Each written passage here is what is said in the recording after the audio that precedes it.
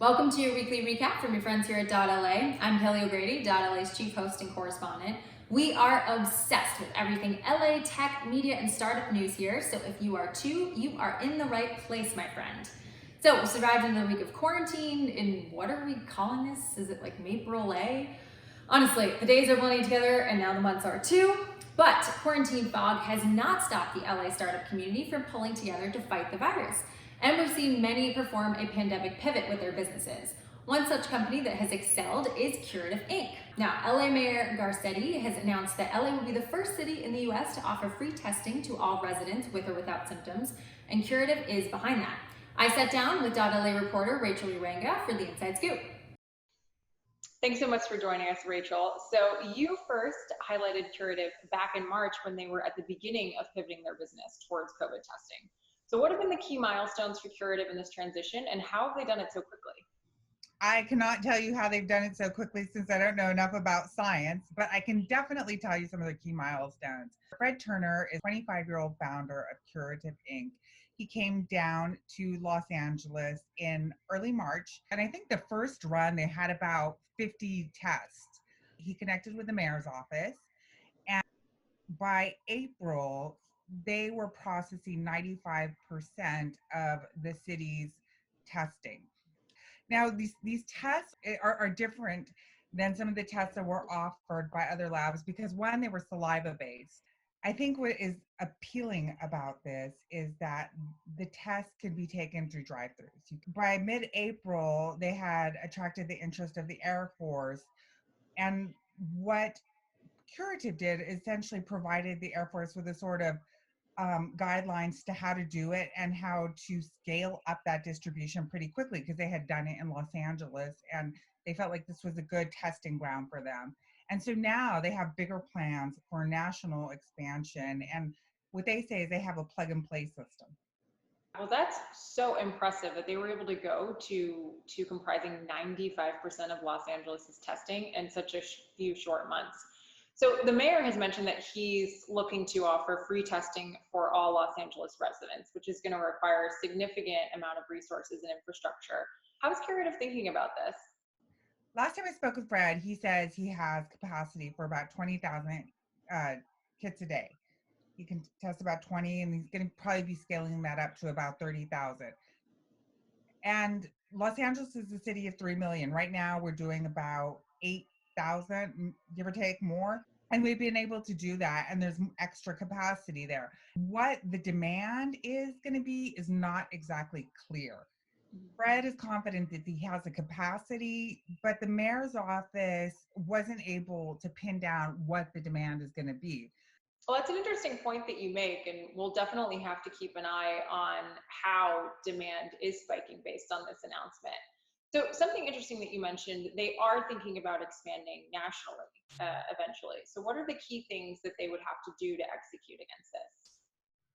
Well, I think one, they just need the space to do it and the money and investment. They just secured a contract with the Air Force, and as part of that contract, they're required to have distribution of tests throughout the country, but they're also looking to expand privately. And so what he's looking at right now, and I've been told that it's probably going to be coming soon, is securing labs in the middle of the country. And he really wants to help meet the national demand. And his aim for the end of May is to have 1 million tests a week.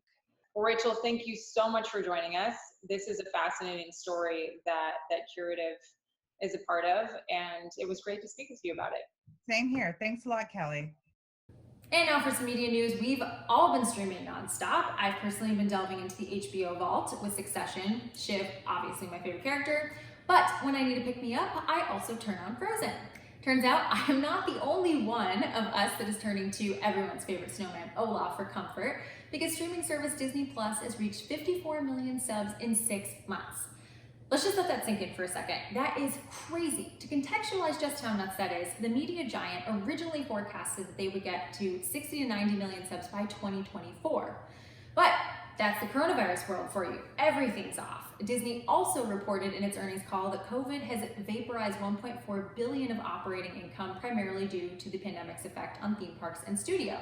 Time to call in that favor from the fairy godmother, am I right? And another streaming service making waves is Quibi. Though they had early success when it launched about a month ago, subscriber growth has slowed and they're dealing with an ongoing patent infringement lawsuit. However, Quibi investor Anis Uzaman of Pegasus Tech Ventures is bullish on the app's outlook and thinks that gradual growth is on track.